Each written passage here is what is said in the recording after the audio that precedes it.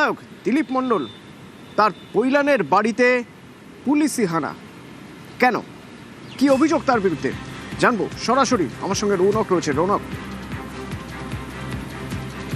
দেখো, একেবারে পুলিশ সূত্রে জানা যাচ্ছে এই দিলীপ মণ্ডল বিধানসভা নির্বাচনে জেতার পর একটি বিজয় মিছিল বার করে এবং সেখান থেকে কিছু বার্তা তিনি দেন। সেখানে হুমকিমূলক কিছু বার্তা থাকে, সেটাকে কেন্দ্র করে গতকালই পুলিশের কাছে অভিযোগ দায়ের করা হয় এবং জামিন অযোগ্য ধারায় মামলা রুজু হয়।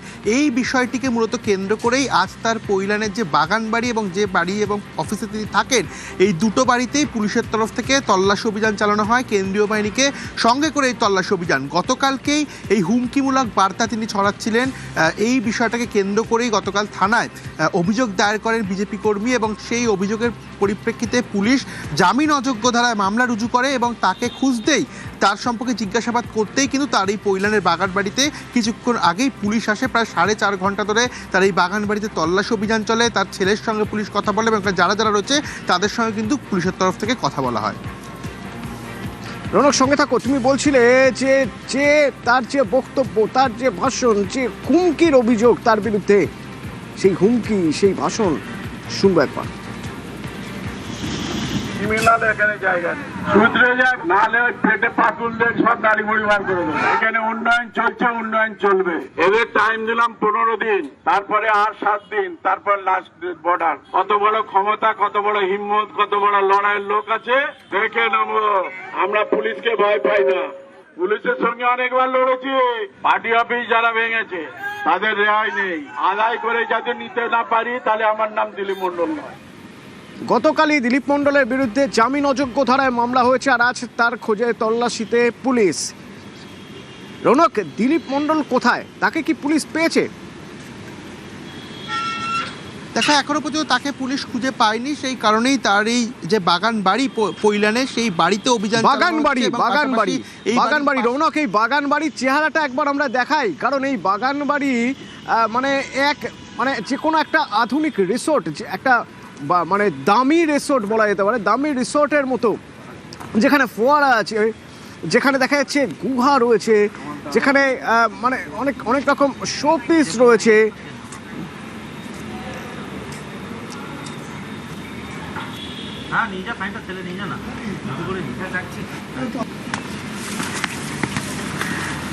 কেমন এই বাগান বাড়ি, কতটা জায়গা জুড়ে, কি কি আছে এখানে? দেখো, একেবারেই তোমাকে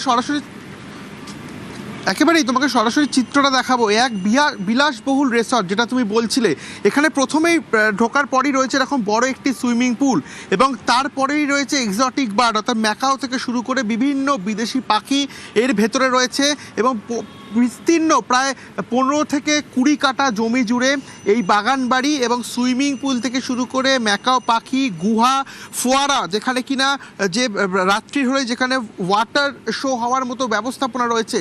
একদম যে কোনো রিসর্টকে কিন্তু ফেল করে দেবে দিলীপ মণ্ডলের এই বাগান বাড়ি। বিভিন্ন জায়গায় হরিণ থেকে শুরু করে বাঘের যে একটা শোপিস, সেই শোপিস রাখা রয়েছে বড় লং, এবং তারপরেই রয়েছে একটি গুহা, অর্থাৎ একটি ভেতরে যাওয়ার অন্য আরো একটি ঘর। এই যে যেরকম ভাবে বাগান বাড়িটি সাজানো, এই গুহা কিরকম দেখো, একেবারে অদূরে ছবিটা দেখাবো, একেবারেই যেখানে এটা সাজানো রয়েছে এক্সোটিক বার্ড, অর্থাৎ ম্যাকাও থেকে শুরু করে বিভিন্ন বিদেশি পাখি, এবং তার পেছনে একটি গুহা রয়েছে যা কিনা কার্যত শোপিস হিসাবে এখানে সাজিয়ে রাখা হয়েছে এবং বিভিন্ন ধরনের দামি যে মূর্তি, সেই মূর্তিগুলোও কিন্তু তুমি ইতিমধ্যে দেখতে পাচ্ছ। অর্থাৎ যে কোনো 3 স্টার 5 স্টার যে রিসর্ট, সেই রিসর্টকেও কিন্তু পিছনে ফেলে দেবে দিলীপ মণ্ডলের এই বাগান বাড়ি। এবং এই বাড়ি দেখার পর কিন্তু কার্যত আশ্চর্যজনক একটি বিষয় যে একজন বিধায়কের এই ধরনের বাগান বাড়ি রয়েছে এবং যেখানে এক একটি বিদেশি কুকুর তোমাকে দেখাবো, যে ধরনের বিদেশি পাখি, এখানে কিন্তু এরকম বহু বিদেশি পাখি রয়েছে। গোটা এলাকা পুলিশের যারা উচ্চপদস্থ আধিকারিক তারা কিন্তু খুঁজে দেখলেন, তল্লাশি অভিযান চালালেন এবং দিলীপ বিধায়ককে খুঁজতে গিয়ে তারা পেলেন সুইমিং পুল, তারা পেলেন একটা গুহা, তারা পেলেন শোপিস, বাঘ, ময়ূর, কি নেই সেখানে, কিন্তু দিলীপ মণ্ডলকে পাওয়া গেল না। আচ্ছা, দিলীপ মণ্ডলের ছেলে কি বলছেন? এই রিসোর্ট কাদের, বা এই রিসোর্টের মতো একটা প্রাসাদ, পেল্লায় প্রাসাদ, তাদের নয়, কি বলছেন শুনুন। এটা ফ্যামিলিগত বাড়ি, এটা দিলীপ মণ্ডলের বাড়ি নয়। দিলীপ মণ্ডলের ভাগে আছে, নাম আছে, ঠিক আছে। এখানে কাকাদের নাম সবার ভাগে আছে, সবার ভাগ, প্রত্যেকটা ভাগে একজনের ভাগে আছে। এটা মিনিমাম 15 বছর বিধানসভায় গেছিল তখন। আজকে আমি ঘুমাচ্ছিলাম, দেখি এসেই আমাদের ঘরে দরজা ঢোকাচ্ছিল। পুলিশ চাইছে আমাদের উপরে এখন অত্যাচার করবে, মিছিল বার করেছি বলে অত্যাচার করছে। সার্চ ওয়ারেন্ট দেখায়নি, ওয়ারেন্ট দেখায়নি, কিচ্ছু না। বাড়িতে বিনা সার্চ ওয়ারেন্ট দেখিয়ে কিভাবে ঢোকে? রৌনক, দিলীপ মণ্ডলের ছেলে তো দাবি করছেন এ বাড়ির মালিকানা দিলীপ মণ্ডলের নয়, তাহলে রেজিস্ট্রি কার নামে রয়েছে? কার নামে এই বাড়ি? বলছে এটা তাদের পিতৃপুরুষের বাড়ি, অর্থাৎ দিলীপ মণ্ডলের যে কজন ভাই রয়েছে এবং এর সঙ্গে কিন্তু দিলীপ মণ্ডলেরও নাম রয়েছে, অর্থাৎ এটা তাদের আদি বাড়ি এমনটাই তিনি বলছে। এবং এখানে তিনি বলছে দিলীপ মণ্ডল থাকে না।